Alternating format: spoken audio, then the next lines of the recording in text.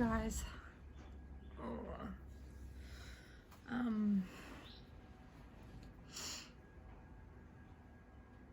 do not have exciting news.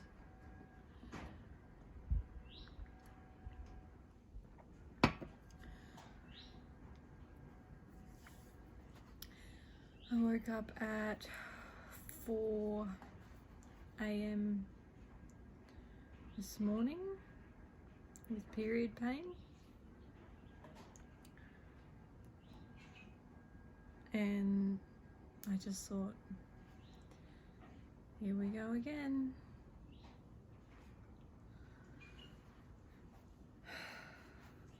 It's all over for another month.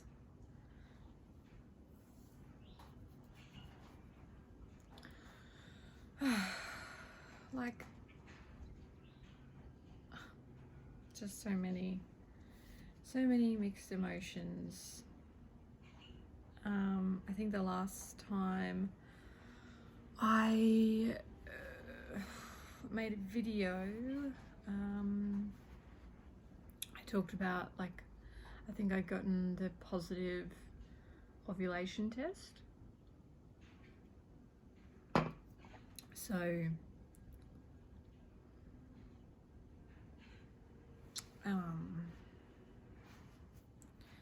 yeah, anyway, I'm feeling a bit sad, obviously.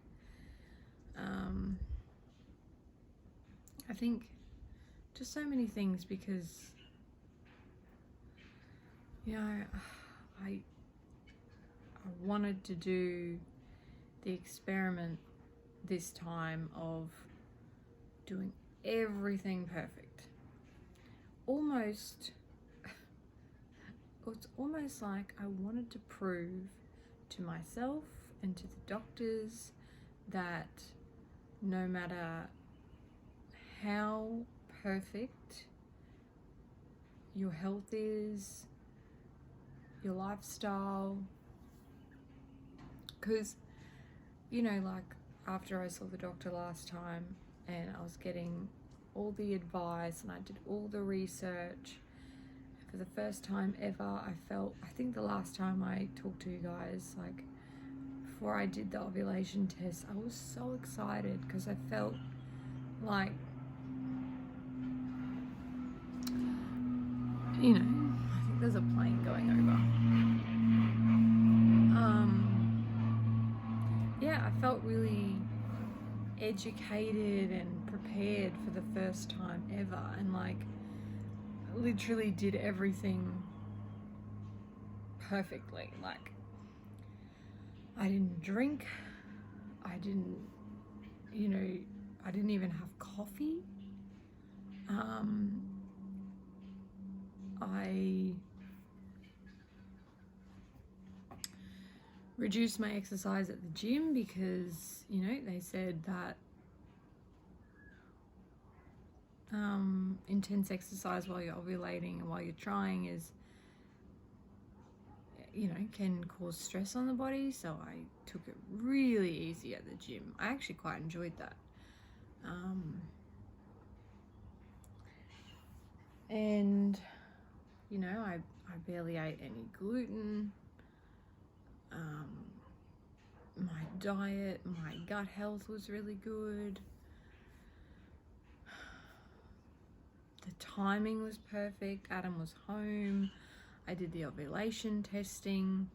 We literally had sex on day 11, at the night of day 11. And go away, fly. And according to the testing, it seems that I ovulated on day 12. So, or day 13, I don't know, something like that. And, you know, I asked on the women's, the fertility support group on Facebook, I asked if, you know, when were people having sex every second day? Was it 2 days before ovulation, 1 day before, every day? Like, what?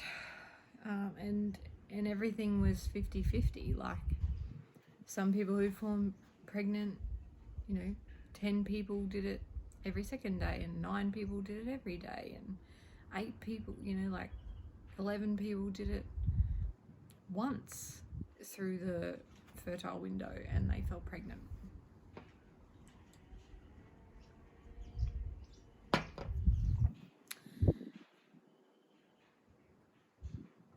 Anyway,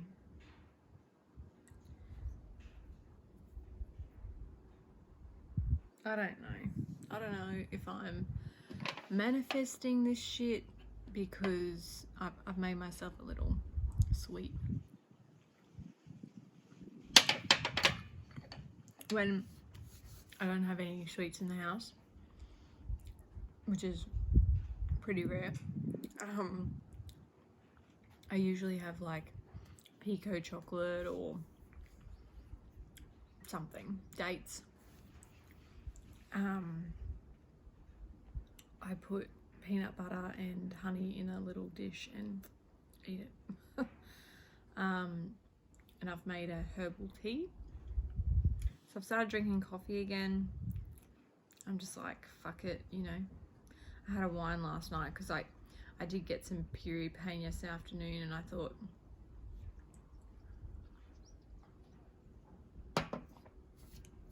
I just had this feeling, I don't know, like I said, I don't know if I manifested this, but I had this feeling that I wasn't pregnant. Like, I think because I know my body so well now, in a way, that I feel like if I was pregnant, I don't know, I'd have symptoms or something, and I didn't have any symptoms. My boobs weren't sore, I didn't have any spotting, like,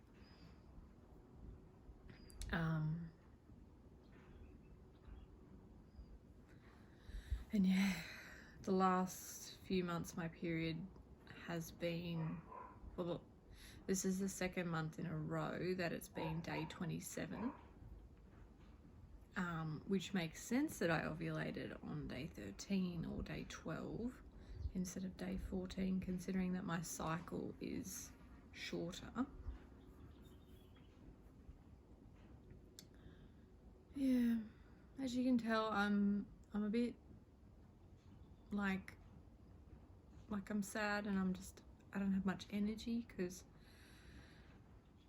my tummy feels heavy, so I've got my heat pack on, but my tummy feels heavy, and I just generally feel sad. Like, I 100% know that I can be sad and grateful at the exact same time.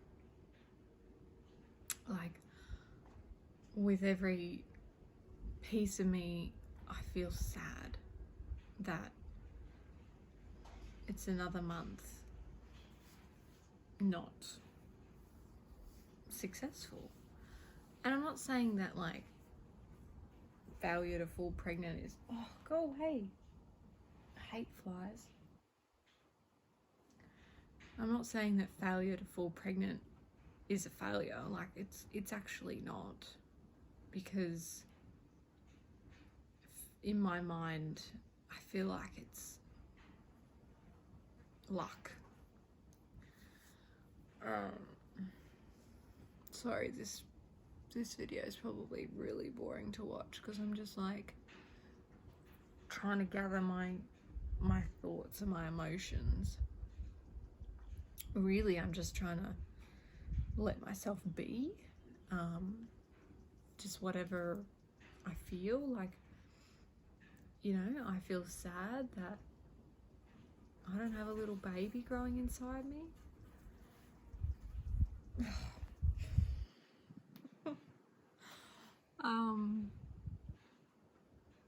But I also feel very present in my life, which is calming. I feel, yeah, I just generally feel calm but sad, and I feel present but sad. Like, obviously I'm sad for like just for what I had hoped, and not like, I'm not sad for my future, because I know that my future is gonna be great. My life is great, right? But yeah, it's just a little moment of sadness, and kind of, you know, like, I definitely feel like it's not fair, like life isn't fair. But at the same time, like, I know that life is not fair. So to think that this would be easy is such a contradiction. Like, I just feel like I've been really lucky in my life, and, you know, like, I've learned recently that your pain is your experience of life, and it's kind of what makes your life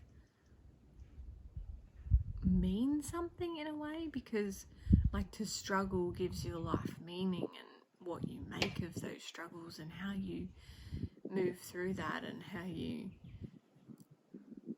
know, get through it, because the only way through over something is through, you know, like, you can't avoid it, because even if you do avoid your pain and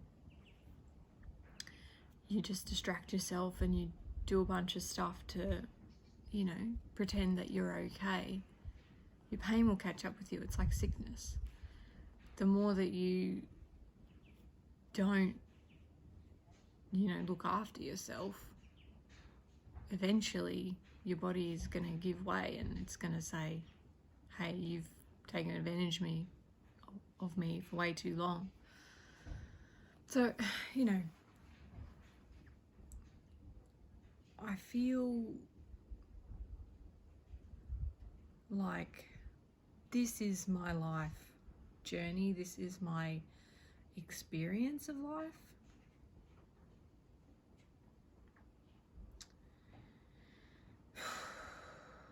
Yeah. And pain, you know, there's always going to be pain as well as happiness. You can never have a 10 out of 10 happy life. Like, not every minute of every day, you know. I've experienced real joy today as well, and real sadness. It's a thing. It's actually possible to be sad and happy at the same time. And for anyone who thinks that it's not, I don't know. You're kidding yourself, really. Anyway, I thought I would just do a little check-in. Another month on this journey. However, Adam is going to be away next time I'm in my fertile window. So there'll be no baby making happening in November.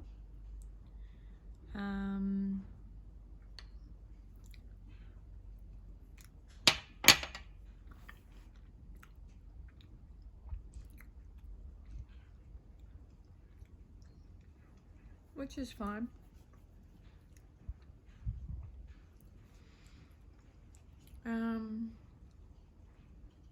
There's a lot of exciting things happening in November. December, the 1st of December, we are booked in to go and start the adoption process. The first part of that is an information session that you have to attend, which I'm really quite excited for. I'm excited to learn what the process is. I have a feeling that it'll be a tricky one, but I'm super ready for that. Like, this is what makes me sad, is when I think about how ready we are for a family. Like, everything we want, we have. You know, sure, there's like more luxury shit that we would love, like anyone, but everything we need, we have. And we are just grounded, mature, you know, happy people. And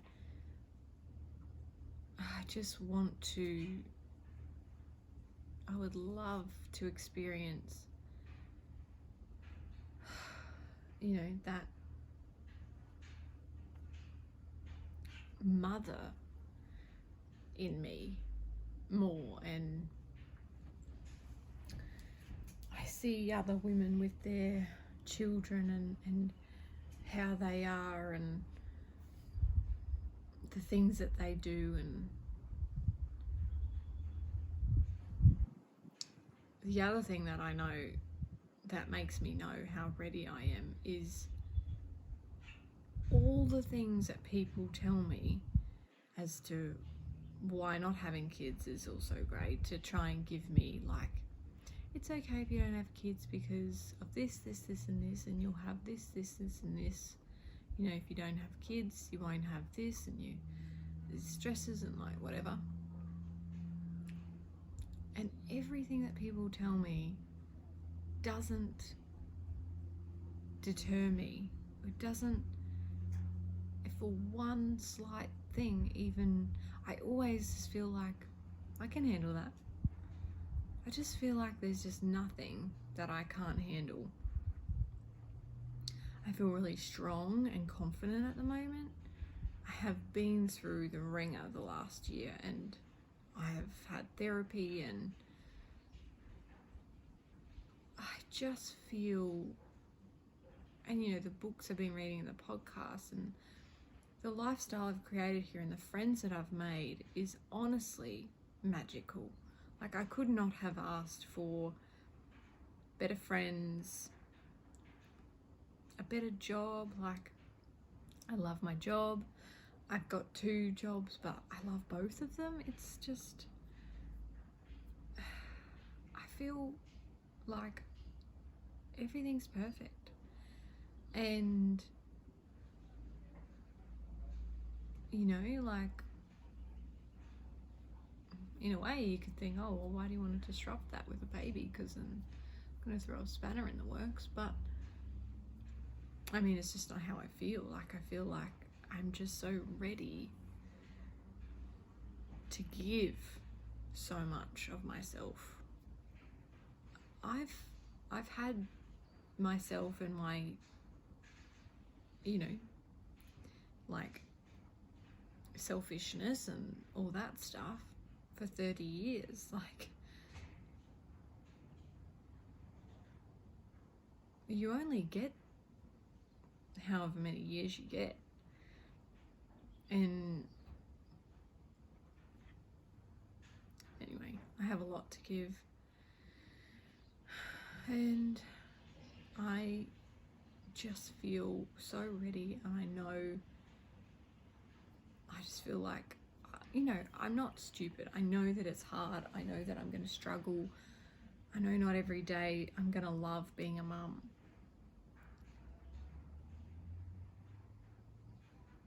But yeah, I just feel like I'm ready to be the next version of me. Anyway,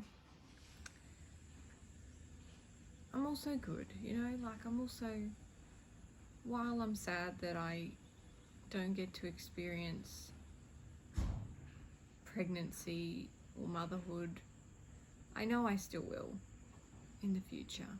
I know, I do think that I will fall pregnant eventually.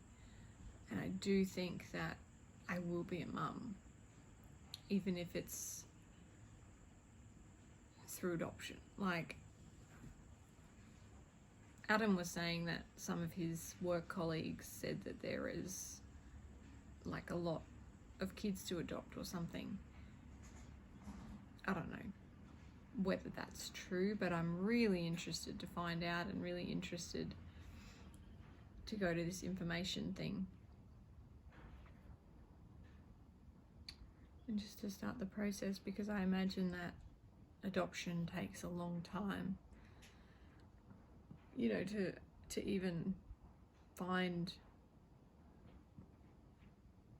the right child to, you know, that they would let you adopt or whatever. Anyway, enough rambling, otherwise this video will be way too long. But yeah, just giving you guys a little update. I hope you're all well. I hope you are living presently. I just finished Mark Manson's book. Everything is FUCKED. It's so good. If you haven't read it, I highly recommend it. In essence, part of what he's saying is stop hoping for things to be better. Just be better. Do better.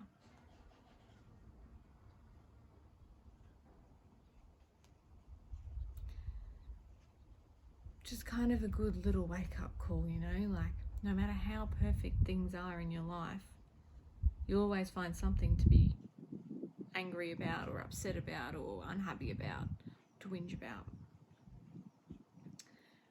Literally, I've been praying for the sunshine and the blue skies. I've been wanting it so much, and then yesterday it was sunny and everything, and then I complained that it was hot. And I complained about the flies. You always find something to complain about, no matter how happy you are. Oh, anyway, that kind of stuff makes me laugh, and it's nice to acknowledge and accept that this is life, you know. You can either think that your situation is, you know, fucked up, broken, and that everything's broken. But that's not true. If you think, if parts of your life are broken and you feel like you're broken, not everyone feels that way. The whole world isn't broken just because you feel it is, or you feel you are. You know, when I'm experiencing pain, there's someone else out there who just had a baby and they are feeling immense joy. And vice versa. When I'm feeling happy, there'll be other people experiencing pain. What about that lady whose child is missing? You know, to imagine what she's going through. It doesn't take away from your own pain. It doesn't make your pain any less. Your pain is your pain, and your pain is your journey and your experience of this life.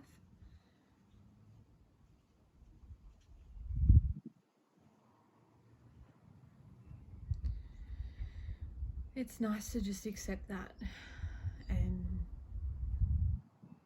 be present and get off your phone and just notice the world around you and find joy in all the little things. Because I finished Mark's book, I started reading Make It Happen, which I bought ages ago. But I was reading Mark's book, so I bought this because I saw it, but I started reading that yesterday, so I'm gonna keep reading that. And then I also pre-ordered Mark Manson's book that he co-wrote with Will Smith about, it's an autobiography with Will, like that Will wrote as well. I'm not really sure how,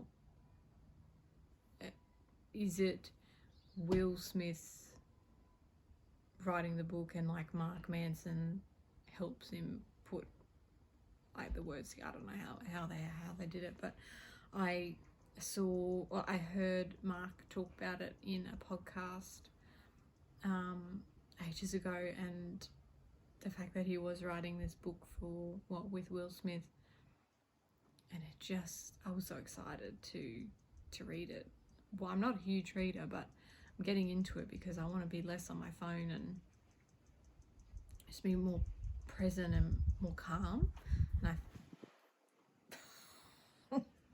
I feel like reading gives me that sense of calm, like mindfulness. Been practicing mindfulness a lot.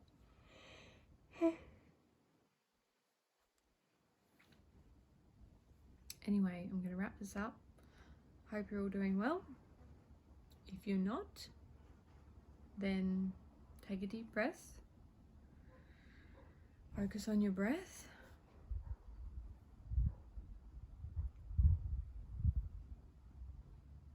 And everything will be okay.